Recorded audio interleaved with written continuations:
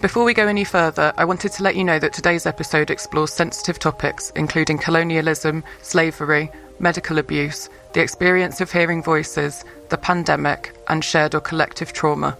Signposting to support is available at our website, anyamedia.net/livelyminds. Also, just to let you know that today's guest, Arya, makes a few references to the DSM, which is the American Psychiatric Association's Diagnostic and Statistical Manual of Mental Disorders.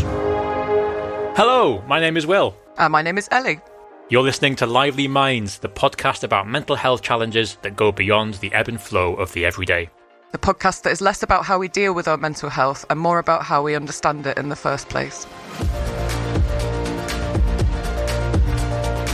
In today's episode, we are talking to Dr Arya Thampuran, a researcher from Durham University in the UK, about her work focusing on how creative practitioners in African diasporic contexts express distress and healing in ways that challenge traditional Western views of mental health. Dr Thampuran's work aims to go beyond the idea of distress as a disorder and explores alternative perspectives. She analyses various forms of creative expression such as books, art and films by contemporary African artists to understand how these representations can reshape our understanding of mental well-being. Hello, Arya. I wondered if to start with you could just tell us a bit more about your research and what you've been focusing on at the moment. Thanks for having me, Will and Ellie. I'm really excited to be here and thank you for that introduction as well. So I actually came from a literary studies background. I started by looking at trauma narratives in Afro-diasporic fiction, largely Nigerian fiction about the Biafra War. So I looked at Chimamanda Adichie's novels, Chinua Achebe's novels, texts that have become quite canonical in university post-colonial literary studies module reading lists, really.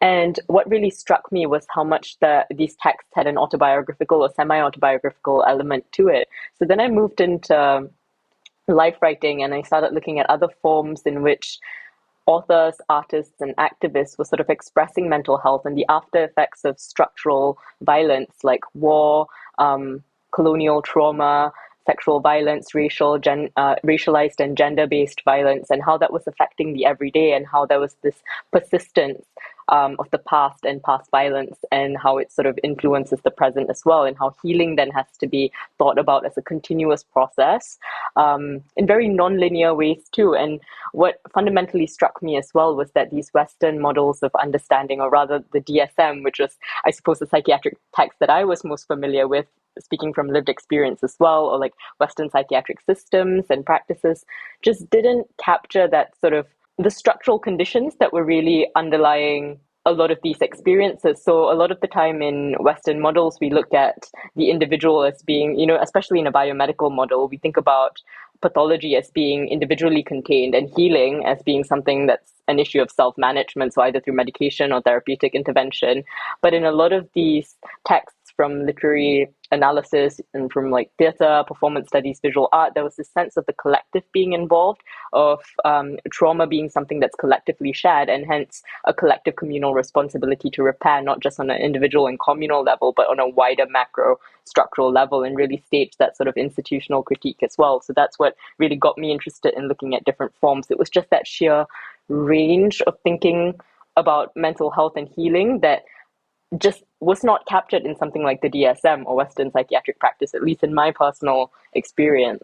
Am I understanding correctly in that it's about looking at how African diaspora, or in fact people in Africa will use a more communal approach and a more structural approach to understanding mental health than in the Western context, which is a much more individualized approach? Would that be fair? Absolutely. There's also this tension because in a lot of the texts that I look, because of colonialism and globalization, patterns of migration, there is this cross-cultural context. A lot of these creative practitioners are situated in the West, either in the US or the UK. A lot of the authors that whose work I look at, or a lot of the visual artists and performance artists that I've been in conversation with, have immigrated.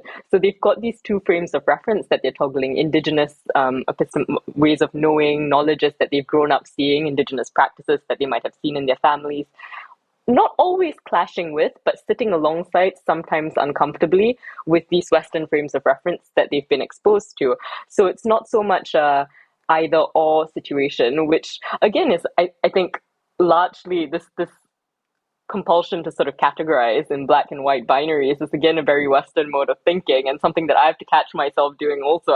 Whenever I look at these texts, I'm like, oh yes, they're always in contradistinction, they're always a counter narrative, but sometimes they're just co-narratives, they're co-produced, they all mingle in the same space, and there's no sense of resolution as to either or. It's more like, let's just cobble together a way of being that can accommodate this. So it's quite interesting, really, because I think that either or binary sort of mode of thinking is one of the deep dissonances between that Western model of understanding the mind and perhaps ground level reality for a lot of marginalized communities or minoritized communities as well, with thinking about that mind-body dualism, especially in healing, and thinking about pathology as being concentrated in the brain, for example, in these like neuropsychiatric and understandings of the self.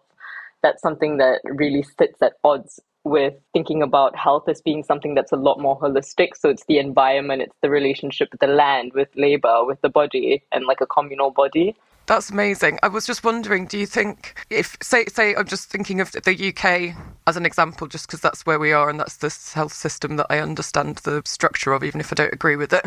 But with that different kind of understanding and approach to mental health, what do you then do if all of the routes to treatment are very much based on a very specific Western idea of like binary view of mental health? Because even if you've got your community and your own kind of ways of understanding, it's not kind of built into the fabric of how you can receive treatment. Absolutely. I think one thing that we've seen recently are grassroots level community-based organizations like the Healing Justice Network, or there are therapists, psychotherapists who are trained in culturally adapted or culturally sensitive therapy, which is, I mean, it has had its own pushback, but these are modes and forms of therapy that where the people who are accessing the therapy feel seen and represented by the therapists and the communities of practice. And it's also a model of therapy that sort of meshes Western psychodynamic approaches, say, or like CBT and familiar frames, with also an understanding and appreciation of communal modes of healing. So, for example, the oral tradition is something that's very rooted and steeped in Afro-diasporic culture. So one thing that's sort of come into healing practices from oral tradition has been the power of storytelling. And I think storytelling is a really interesting thing. And it's also my interest in narrative, because I think with the Western psychiatric system, sometimes we can get stuck in a single story, which is the single story of the brain. Oftentimes, so things like OCD or depression being a neurochemical imbalance, for example, or cognitive impairment in many ways, so neurodivergent sort of conditions. But with these models, then you're thinking about it beyond the brain, I suppose, and you're thinking about multiple stories. So you could relate to your distress through that sort of neuropsychiatric paradigm, but equally you could relate to your distress through a spiritual paradigm, which is often the case. And it's less a case of which paradigm you're using to explain things away or to rationalize things, because I think there is always this impulse here in the West as well to explain, to put a label on something, to diagnose. It's not so much about where we can root that pathology, but how we understand it and how we experience it. That's at the heart of it. Yeah, that makes sense. And I guess moving into sort of the colonial aspect a little more, I guess that what you're also talking about here is a pervasive approach to approaching mental health, i.e. the Western approach, which of course exists within Western countries. But then there's also this kind of colonial aspect, which I presumably includes the sort of a more historical context to this as well. It's not just about the present day, but also about the past. I mean, you started off by talking about historic events that you've read about and how that kind of was a formative part of your understanding. Can you talk to that a little bit more? A lot of Western medicine is rooted in colonial practices, and we can't separate it from sort of structural metrics that exist, because science doesn't exist as a body of knowledge apart from the sort of environments that it is produced and constructed and in dialogue with. So if we think about the model of the healthy body or the healthy mind, it very much is a white male body and mind. And we see a lot of colonial interventions in Africa as well that sit at the root of a lot of medical mistrust and mistrust towards the medical system in the West by minoritized and marginalized communities. So if we just think about COVID and, vaccine hesitancy, or the hesitancy towards allowing personal data to be mined by healthcare institutions, that's very much steeped in the sort of legacies of colonial medical violence. So, for example, one way of understanding the brain was through colonial psychosurgery or leucotomy. So often what they do, particularly, so J.C. Carruthers was a very influential figure in the 1940s. So in Kenya, in the Mathari Hospital, that was a colonial medical facility, and they would perform these leucotomies, which are what we know as the one flew over cuckoo's nest sort of lobotomy. That's sort of the cultural reference there. But they were called leucotomies, and they would remove some white matter from the brain. And what they do then is compare the state of the leucotomized, not just Africans, but also European men who were in the colonies, and they would compare them, and the hypothesis there was that the leucotomized European man had the same emotional bandwidth or the same emotional capacity as the average African. So there were those sorts of stereotypes that were in the end also this idea that Africans have a non-rational mode of being, but a magical or a superstitious mode of being.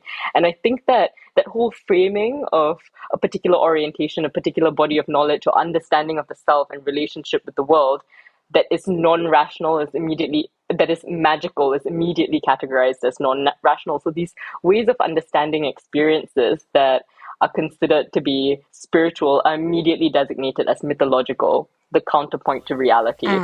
So it's all steeped in this Western idea of what rationality is, and psychiatry is rooted in that as well. There is one psychiatric reality, pretty much, rather than it being, ontologically oriented. So in relation to the people you're around, in relation to the communities of practice that you're around. So I think one really interesting example of this really is one very foundational text, I think, for me in my own research and coming to terms with these things was Akwaeke Emezi's Freshwater.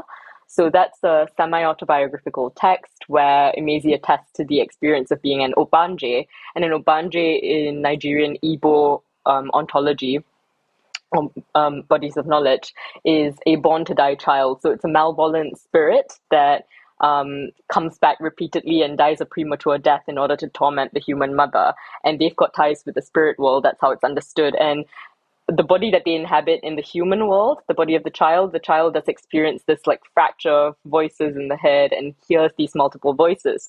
So Emezi was diagnosed with dissociative identity disorder, would have been diagnosed with dissociative identity disorder. Their experiences of hearing the voice were also diagnosed as being a post-traumatic sort of break, which is sort of the PTSD frames of reference that we have. But they've spoken so much about how that was fundamentally dissonant with the way they understood it growing up. And it's not that this experience is not pathologized, it's not celebrated in Igbo communities, but it's understood completely differently. But yet it's had, especially in media and publishing circles and reviews, it's been designated as a mental health text, or, a way of reading psychiatry into someone's experience, when that also performs a certain violence towards the experience because it's foreclosing any other way of engaging with it, right? Yeah, it's taking over the narrative and because like what you said about storytelling, it requires the system or the person who is perhaps making decisions about treatment or whatever to make themselves believe another way of thinking about things in order to be able to respond appropriately. Yeah, absolutely. I'm not sure that sentence made any sense. No, it made complete sense because it actually speaks to a lot of my research. So when I initially started looking at this, I was looking at it quite passively in terms of me reading and engaging with the text. And then I realized me coming from it. So I was born and raised in Singapore, but it is very much a colonial education system. English is our medium of instruction, and I was educated. I did my university here. My frames of reference are largely British as well, or like Euro-American.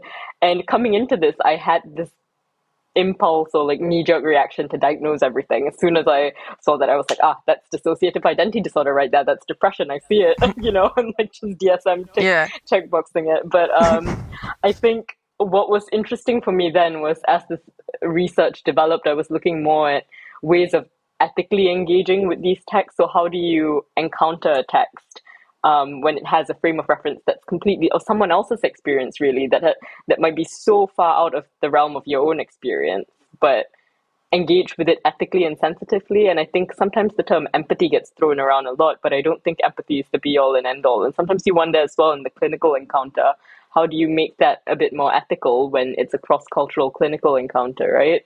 And I think that sits at the heart of a lot of these problems. I'm interested that you said before that the difference in approach may not necessarily be that one approach is always pathological and one approach is always non-pathological. You described before two approaches, very different approaches that were both pathological, one Western and one non-Western. And I guess what kind of strikes me is that, therefore, is it right for me to say that it's not so much simply just saying Western approaches are bad, non-Western approaches are good? It's actually just about saying that they're different and that the Western approach has always been the dominant approach and actually it's not always appropriate. The problem isn't with the approach. The problem is with that dominant hegemonic imposition of the approach as the only way. Yeah. I think what really sits at the heart of this is you meet people where they are, where they're at. There's no detracting from the fact that there is comfort in diagnosis for a lot of us.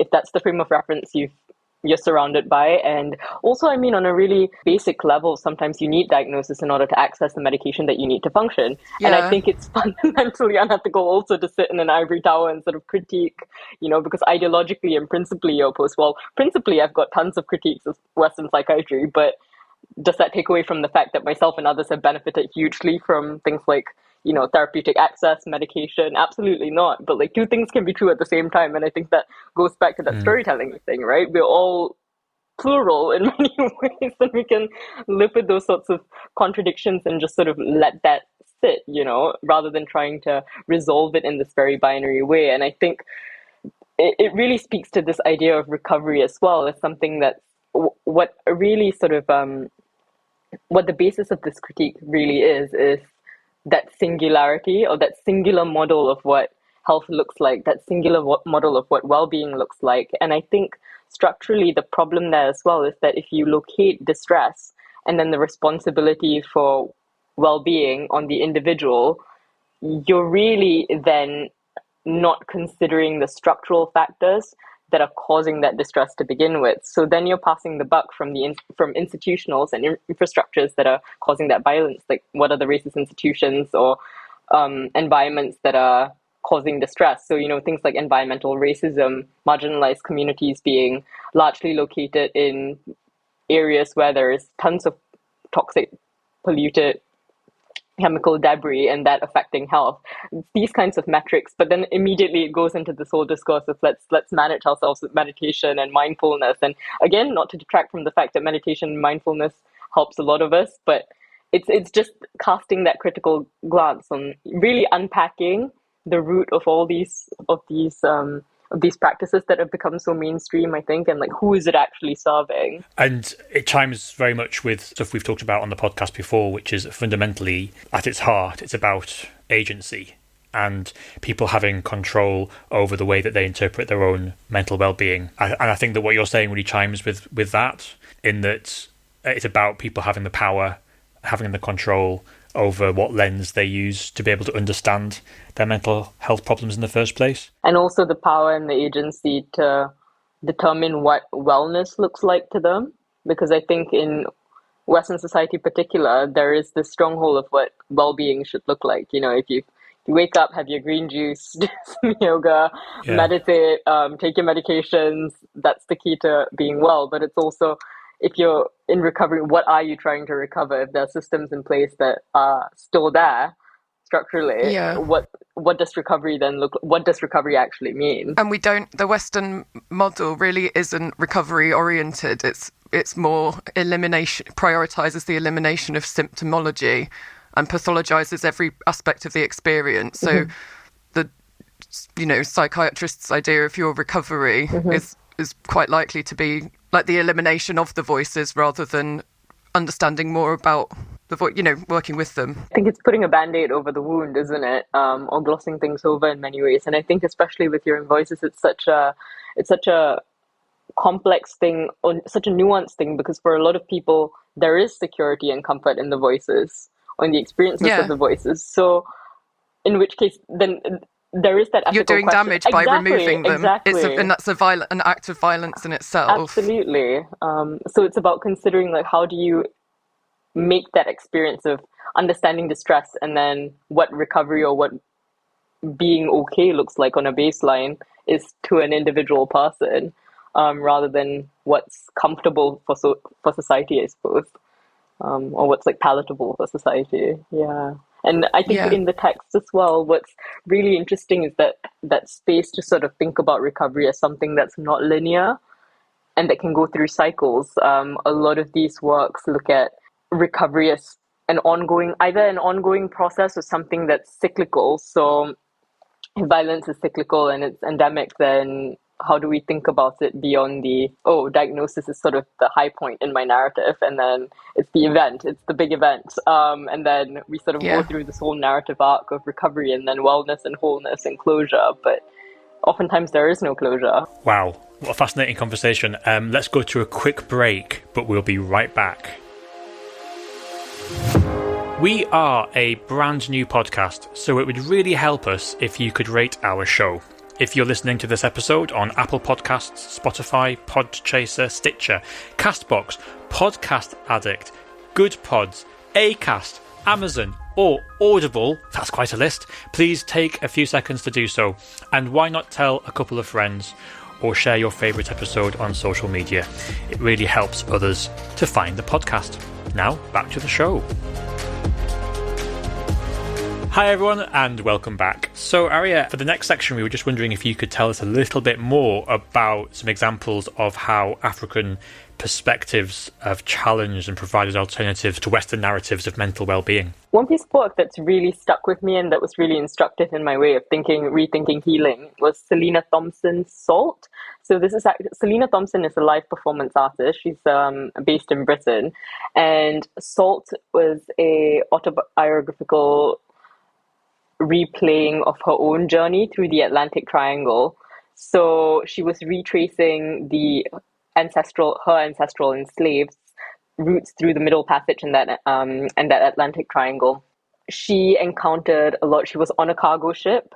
She had a filmmaker with her. She encountered a lot of violence, sexism, racism along the way. She had this deep sense of guilt as well as sort of spectating distress from an outside perspective, almost having with her British passport and her British context and feeling almost privileged by that mobility.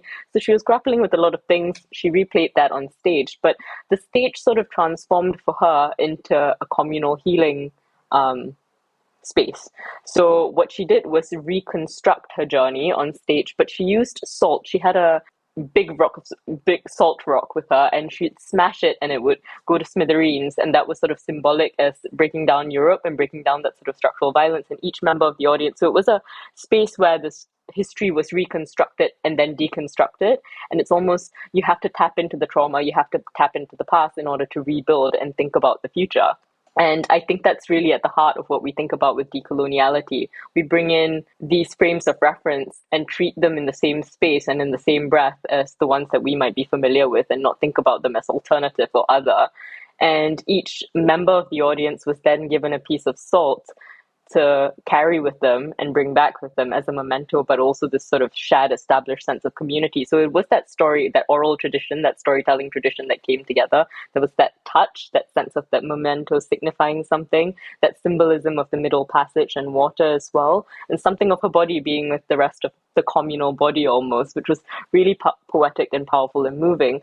But I think also what was really particularly powerful about Thompson's work was the fact that she's very candid about how much emotional and mental labor that takes, that idea of communal healing. Because often when you think about, let's reject certain Western models of healing and move it on to the community, there is a mass amount of labor that's being placed, not just to educate the Western model, especially we saw this happen a lot in the wake of BLM, with looking towards people to educate us.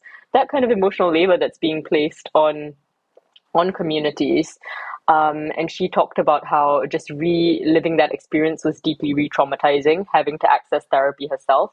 But what she eventually did was outsource that to a fellow theatre practitioner who had the capacity to do it. And she also started putting in place care practices in her theatre. So now she's an advisor as well. She acts in an advisory capacity to other filmmakers and producers in theatre spaces about how to adequately care for people who are performing things that have intimate personal experience. And this I actually unpacked this material with the Black Health and the Humanities Network, which I'm currently the principal investigator on. So at the time, I was a member of the network, and it was run by Doctors Josie Gill and Amber Lascelle. It was based in Bristol, and it was Wellcome Trust funded. Now it's hosted under the Institute for Medical Humanities at Durham, where I'm the PI as well. And in this training, so it was a group of academics, artists, and activists who are all looking at the intersection of Black health within the humanities and how we can ethically engage with these experiences and how we can rethink health, really, in Britain. And that text was so powerful and poignant because it really made us think then about holding space for communities of reading. How do we care for each other when we are engaging with material that has intimate personal experience, personal resonance, or meaning? So there's all these multi-levels of thinking about care and healing and community building, the power of narrative as well to mobilize healing in many ways, but also what kind of labor we're putting onto text to sort of educate us and give us that sort of experience. So yeah, that would be one way of sort of reframing healing, I think, as a communal experience, a collective experience.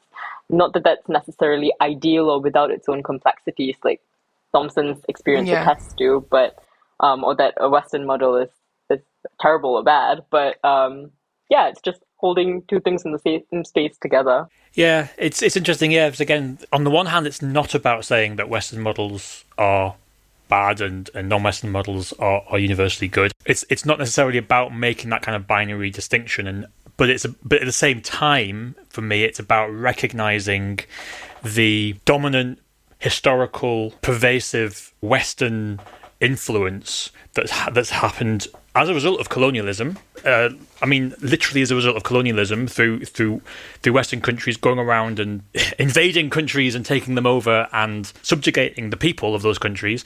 That therefore means that as the dominant narrative and as a dominant way of looking at mental health, it's absolutely understandable that people will be reacting against that and will be finding their own ways of being able to reshape their experiences through a prism which feels far more relevant for their cultural context. Does that make sense? Did I make sense there? That makes absolute sense. But again, it's about meeting people where they're at, right?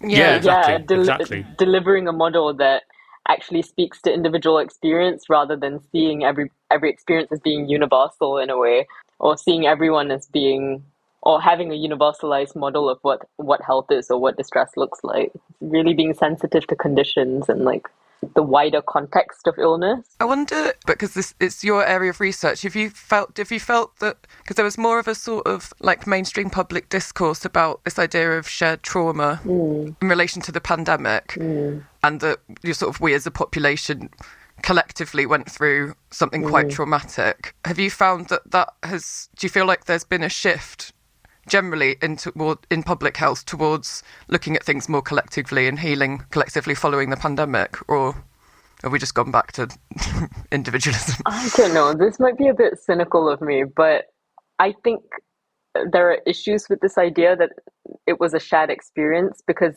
it might have been a shared condition, but it absolutely wasn't a shared experience. Different people had differential experiences based on class, gender, race, positionality. And I think subsuming everything into a collective, my experience of the pandemic as, say, someone who's university educated and who's living in a fairly safe town, living alone, was vastly different from perhaps like a single mother who had to raise a couple of children in the pandemic and, worry about putting food on the table and things like that, or people with certain health vulnerabilities and conditions. Yeah, I was like shielding for like 2 years and it was rubbish. Absolutely. So I think this idea of collectivizing, it can be good in terms of building solidarity, but equally, I think we need to constantly check our own positionality in relation to what we're engaging with. It's just the ethical thing to do, isn't it? Yeah, it's always like the discourse going towards a collective model but getting it really wrong. Yeah, absolutely. A collective, yeah. Yeah, remember when we all went through that? No, we didn't. We all went through something completely different. Exactly. What are you working on at the moment?